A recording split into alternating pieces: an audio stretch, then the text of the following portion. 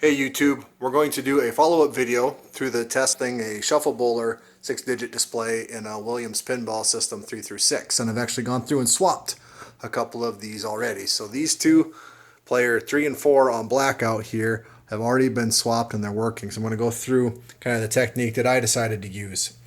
This is the old system's 3 through 6 display. This one had one segment missing, or it caused other displays to mess up. So there's something wrong with this glass. So the technique that I did is I first went through and resoldered all of the connections on the back, because the next step is going to be to snip these legs as close as you can to the glass so that you're leaving them long. And if you left them long and they were loose and then you tried to resolder them, the legs would all fall at different angles and fall in and out of the solder holes too. So make sure those are good and solid, and then when you snip them, I just left them long and then I folded them all the way back. Now when you get that display off, here's one that I already did. Again, you can see that the legs were snipped pretty much flush. When you get it off, there's going to be some horrendous double-sided tape to deal with, and this stuff is thick and nasty. So to get this off, I used a heat gun. I tried to heat around the edge and then heat from the backside too. Nothing overly hot, but just try to warm it up a bit. And then I used a putty knife to kind of work around the edge. Now when you're doing this, you have to be super careful if you have a glass that has a nipple on it, because if you knock that nipple off, it's game over.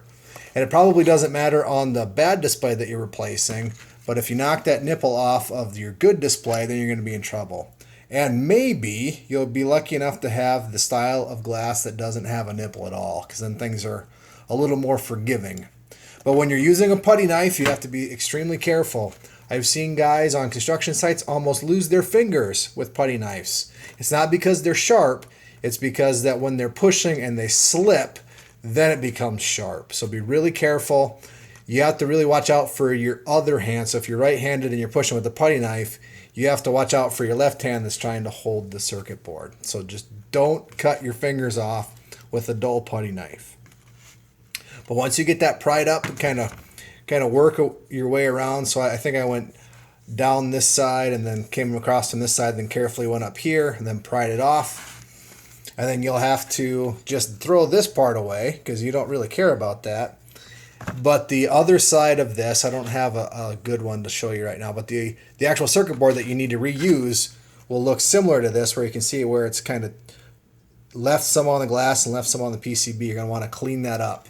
And again, I just used a putty knife and scraped it, and then I went to a flat razor blade to get it clean, and then used some adhesive remover too, because you want that to be completely clean, because you're going to have to put your own double-sided tape in there to stick the new glass on. And the double-sided tape that I used was just the standard double-sided Scotch, probably 3M, that you can get at the office supply department at Walmart. Now, when you're going to work with the bowler displays to get them off, I haven't done this one yet, obviously.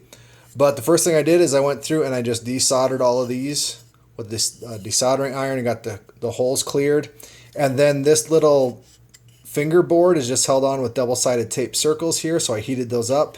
And then once this is desoldered, make sure all of the pins are clear. But if you pried from this front edge, this bottom piece pries off pretty easy.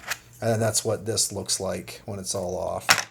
But then you'll still have your glass stuck to this metal L bracket that's on the back.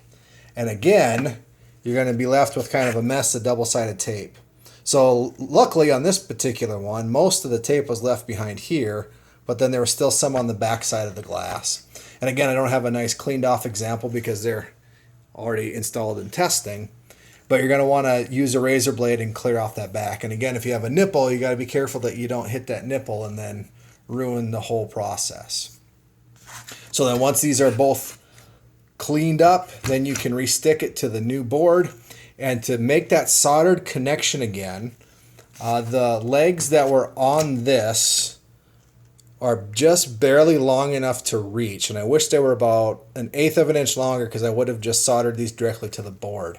But remember that we left these long, and these are kind of long. So what I ended up doing is I folded these, once these were cut, I folded these down and then kind of folded these up a little bit, and I made a little Y joint, or I shouldn't say a Y, maybe a V joint. So on these, it was a lot easier just to solder them and get them connected if I made a little V joint. So I'm going to try to show that from the side. So the old pins on the display were folded down a little past perpendicular, and then the legs from the display glass were pretty much straight down, and then I could just make a little V joint and then fill it in with solder. And it's a little bit uglier than a factory board, obviously, but I think for the purpose, I think it'll work just fine, because there's really nothing there. Just make sure that the legs, it's kind of hard to show in the video, but the legs don't stick past the plane of the glass, meaning that the legs aren't going to scratch the back glass. So just make sure that they're literally behind the actual glass itself, and I don't think there'll be an issue with that.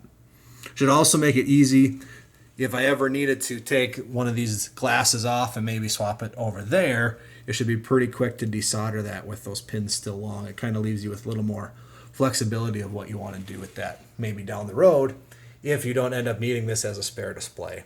Because these two would literally be spares, so that I would prolong the inevitable of having to convert these all to new LED displays at certainly an up cost to what I have going into this project so far. Now, if you are buying displays and probably doing this, it's probably not worth the effort, especially thinking about the possibility of knocking off the nipple when you're trying to scrape and remove these displays. It's kind of a haphazard process, and I was fortunate to get by with not damaging those two. But it might be worth it if you got the parts for cheap or little cost and had some time to spend on it. But if I had to do this for all 5 displays, I think I would just buy a new LED set, because there's a lot of good options on the market right now. So I just wanted to give an update on this process, since we showed how to test them, and then this is the technique that I use to swap them. But again, these two have been doing the burn-in test, and so far they look pretty good. So hopefully this helps you keep your Williams System 3 to 6 pinball machine running.